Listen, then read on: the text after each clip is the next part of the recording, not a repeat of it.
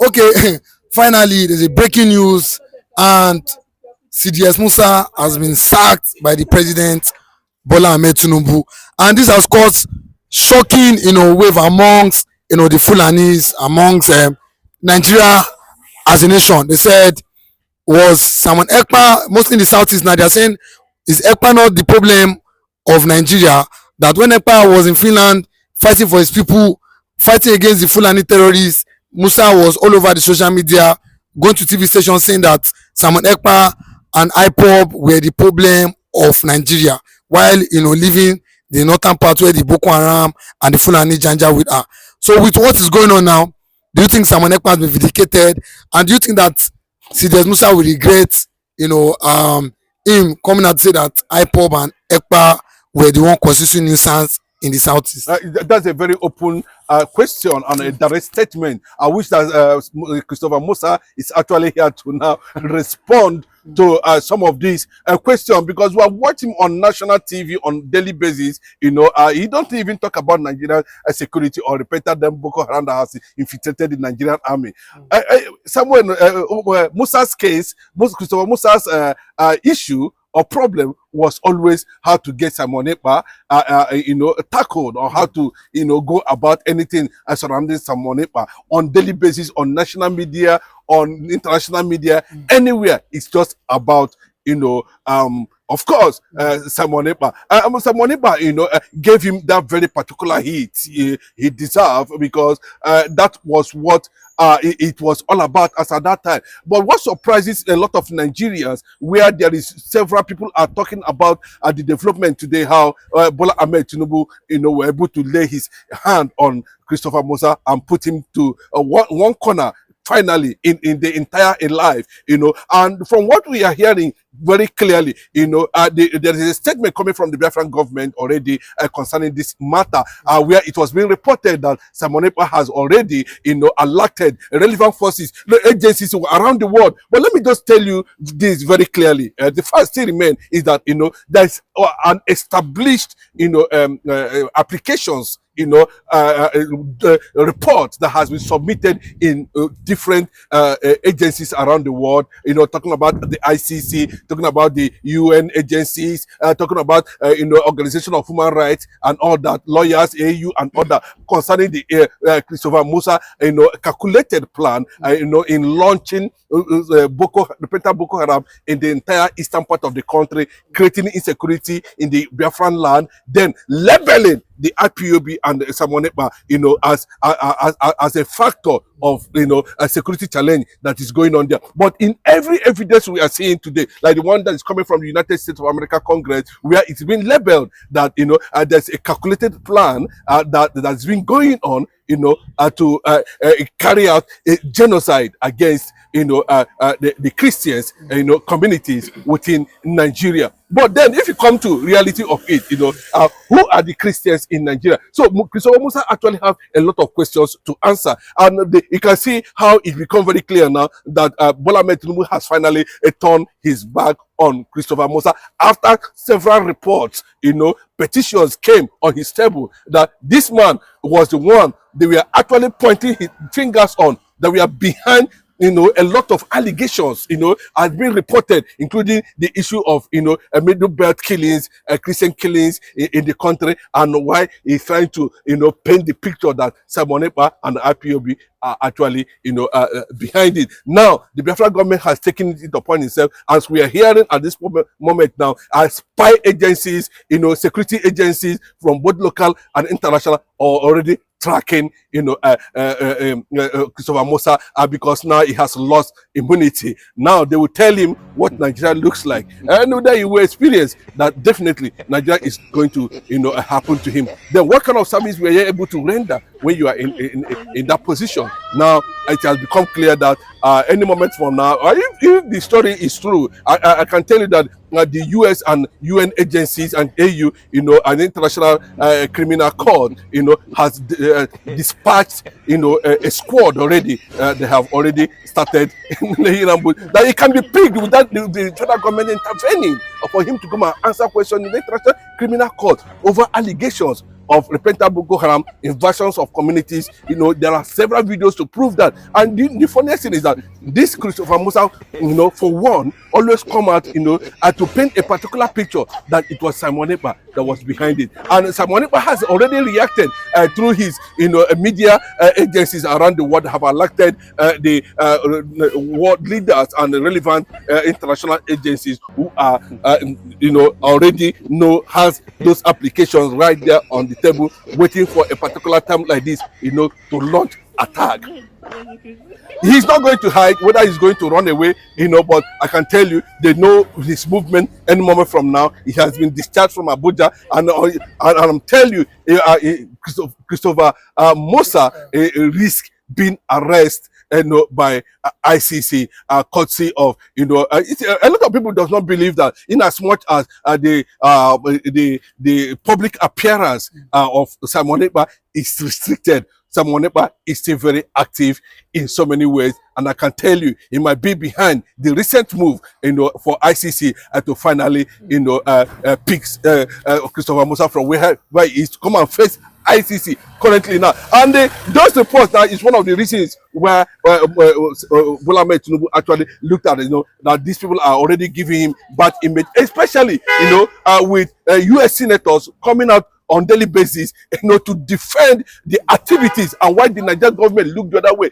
Christopher Musa was not able to perform his duties, you know, to that extent of checkmating, you know, how genocide. You know, if you look at the meaning of genocide, you know, what is genocide? You can go to the dictionary and find out, you know, the meaning of genocide. Genocide means intentional. I don't. It's not circumstantial. Genocide means intentional, you know, prepared, planned, you know, attack, you know, of, you know, ethnic nationalities, cleansing politically and otherwise, you know, to exterminate them, you know, intentionally. That's what the meaning of genocide. And there's every proof that Simon Ekpa is talking about. And this is one of the reasons why we see so many Igbo, you know, youths who are already planning to join the Nigerian army, even as it stands now, have rejected it front and back because of the fear, you know, of being, you know, used, you know, to get for the enemies to feast on. You know, that's why they are saying they are not going to join until it is become very clearly the direction where this issue of killing is heading to. Bola Ahmed Tinubu might not, his hands might not be tied, but I can tell you, you know, having traveled wide, there are so many informations, you know, that has been given to him at this point now that led to this, you know, a total sack of, you know, service chiefs, you know, that are now ex-service chiefs. They are now ex-service chiefs. So this is the best time to go in and pick him, and then he faced international criminal court and is going to answer questions bordering on the issue of security challenges within the Nigerian, you know, political space. Okay, we saw, you know, Daniel Bwala, you know, Tinubu's aide, coming out recently to say that the IPOB are the one responsible for the United States of America putting Nigeria on a, you know, control particular concern currently. And do you think that with now CDS Musa being sacked, and we know that you are accused the IPOB of what, of kidnapping, of, you know, terrorism and whatsoever, just like you said now, the ICC and the United States of America, do you think that he can be arrested? Yes, let me tell you, for the cleansing of Christian in the Middle Belt, just like yes, of course, very definitely, and it is time. It's not based on immunity anymore, and it's time for him to answer questions based on that. And anybody, if I look at Daniel Bwala as a man who is a serial liar and an unfortunate image maker for Nigeria. And of course, he tried to bandage Nigeria very well. You know, bandage Nigeria to an extent that, you know, we can still sense, you know, some level of leakage of blood and lies in his statement. You know, courtesy of what what leaders have already laid down and begin to find out. One thing we need to understand about what Bwala was saying in the radio or in the TV stations is that clearly that, you know, there are independent researchers, there are independent, you know, analysts, there are independent, you know, fact-finding, you know, agencies that is not connected to the government. These are basically, you know, purely human rights organizations. So they are not linked to any government. So they carry out their independent findings, they have totally in front and back, indicted Nigeria, compromising the security challenges in order to carry out, a certain mission where people are still believing that this is purely a Fulani thing, and Christopher Musa is in that line. Let me give you an example of what I mean, that Christopher Musa should also face ICC this time around and know how it feels, to answer those questions. One, we are still experiencing killing, even outside, Ekpa's, and being out from the public appearance currently now. And secondly, there is a massive evidence, that has indicted Nigeria on the issue that has to do with genocide and others. So if my people are being killed and I have opportunity to alert the world, it is my responsibility to use my agency or any form of whatever to call for solidarity and protection. As simple as that. And if anybody from Nigeria, any part of Nigeria, feel otherwise, from Middle Belt, where people are being, disallowed for no reason, I can run to anywhere to seek help for world intervention, solidarity. So I don't see anything wrong with that. So you cannot come out and pinpoint a particular person and say, okay, it was these people that alerted the United States of America. Oga, can Nigeria, Christian Association of Nigeria have come out and dealt with Matthew Kuka and the rest of them who are labeling because of maybe they have been paid or whatever. I don't want to know. But this is a Matthew Kuka that we used to know before, that stands for the masses of Nigeria. What is actually going on for 60 decades now, 6 decades now? We have been experiencing this kind of killing, and Nigerian government seem to not be doing enough to stop those challenges. It is something that has become reality. It is something that people have come to acknowledge, that Nigeria cannot continue like this. So if the Nigerian government cannot be able to do it, there's nothing wrong with any organization or any individual running to anywhere where he can seek help, for protection, or even alert the world for intervention. That is what I'm saying. And I can give you a reference to talking about T.Y. Danjuma. It was reported in his hometown, somewhere in Taraba. If I can remember, I think it should be Taraba or something. And he also went to the United States of America, and tendered a petition over the ethnic cleansing that's happening in the Middle Belt.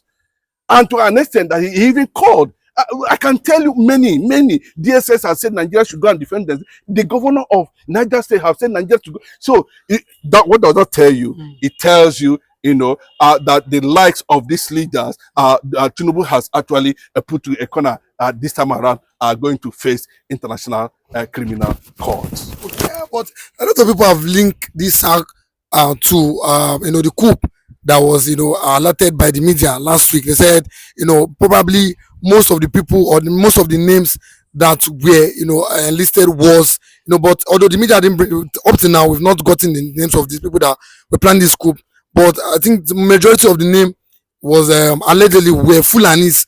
Do you not think this might be one of the reasons why Tinubu is saying no, CDS Musa, he can't be trusted and he has to go? The plan that the North are sensing that Tinubu must not go in 2027, might trigger speculation that there's a grand plan, to use military force against his regime. Yes, that triggered what we are hearing today. And for that moment, Tinubu need to sit down very well and know that, the Fulanis are not too comfortable, especially the Northerners are not too comfortable with his government. And for that reason now, he will try to look inward and see how he's going to protect himself at the end of the day, and it might be another sweeping reason, for the total sack, of service, all the service chiefs currently now, and they should be, skilled so that you will be able to have a clearer picture, how to deal with the issue of insecurity, especially coming from,